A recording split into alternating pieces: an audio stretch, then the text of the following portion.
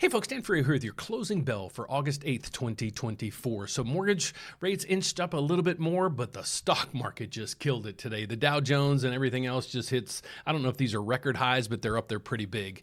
But good news here is we're not in a recession, and JP Morgan Chase is saying there's a 35% chance there's a recession. Well, that means there's a 65% chance there isn't going to be a recession. Just saying.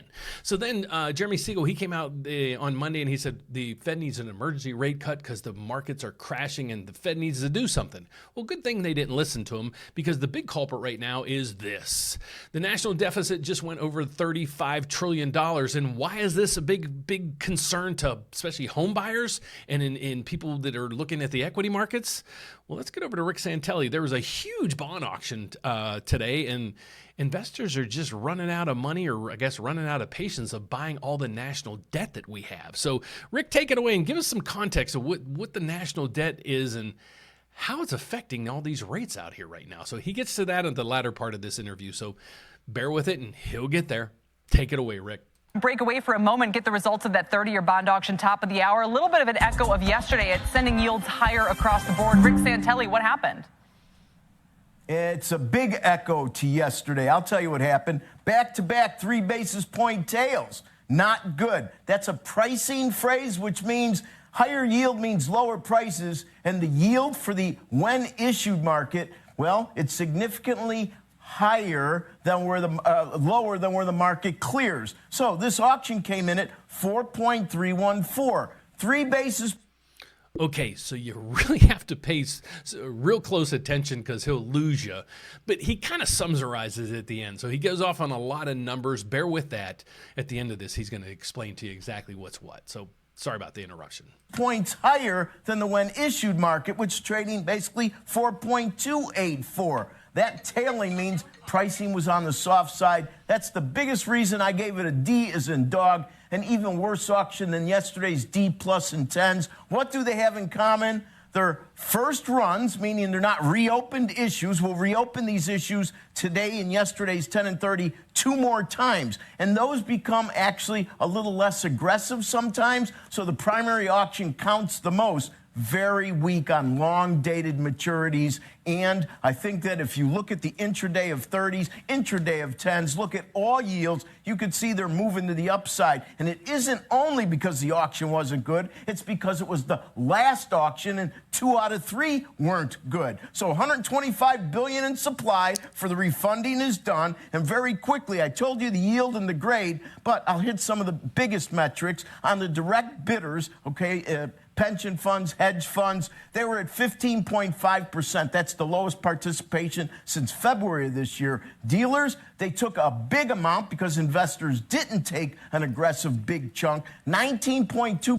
He's talking about investors. He's saying they're not buying this anymore.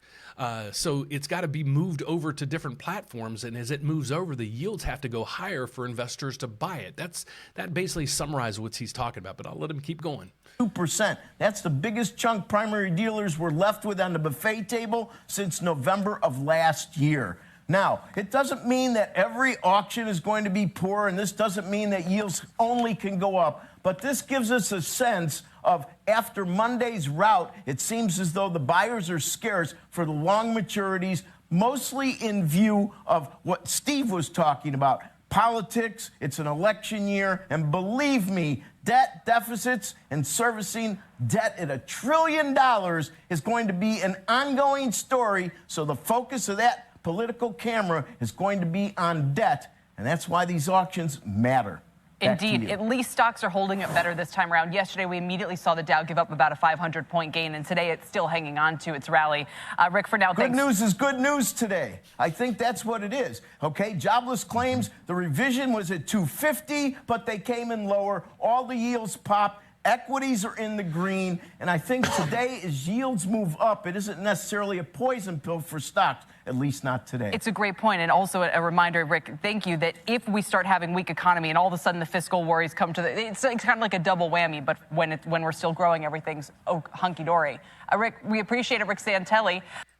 So Want to that's, break what away? that's what he's talking about right now. So he's basically saying there's just way too much of this in the market, and that too much is our bonds. So it's like when you have too many homes for sale, house prices go down. When you have too much debt for sale because they're Treasury bonds, the prices go down. What happens when the price goes down? Well, let me explain it to you.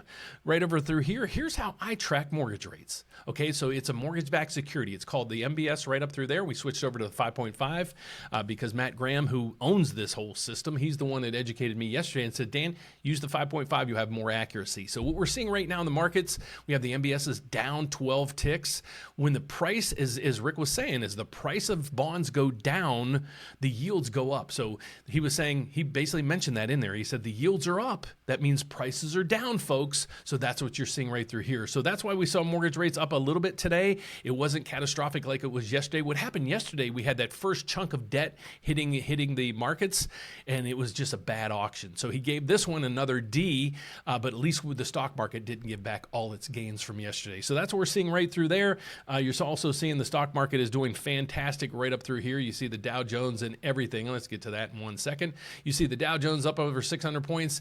NASDAQ or S&P's up 2 points. NASDAQ's up almost 3%. Go over to the cryptocurrencies. Cryptocurrencies is up 10%. It's now over $60,000 a coin. This was $49,000 on Friday, folks. So Bitcoin is having a huge rally right now. Let's go to oil. Oil is up ticking a little bit. U.S. crude raises more than 1% as jobless claims fall and the Middle East tensions simmer. So we're going to keep an eye on all of this because all this plays a role into the markets and into home affordability. How does that work? Well, it's basically going to determine where mortgage rates go from here. We had a live event this afternoon. I had realtors from Florida and Arizona on. Please check that out. I'll put the live event right up through here. It's going to answer those questions to you. Is there a market going to crash? And we determined that a crash is 30% or more. You're going to get their take on all that right through there and what their expectations are on mortgage or home prices in their regions.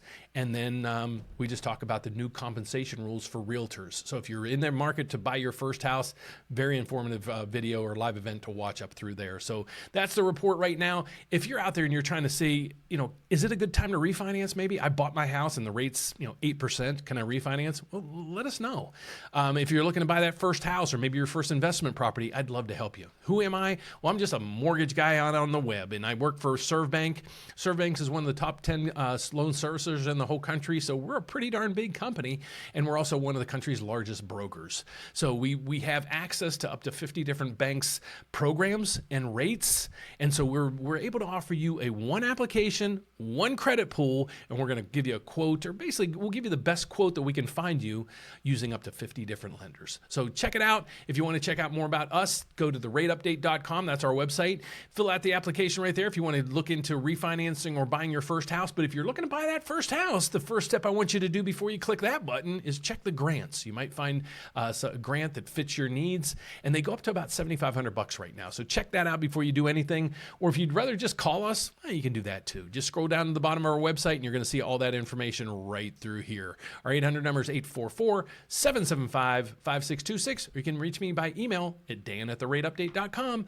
Thanks so much for watching, guys. God bless. Have a fantastic evening. I'll see you back here tomorrow. Bye-bye.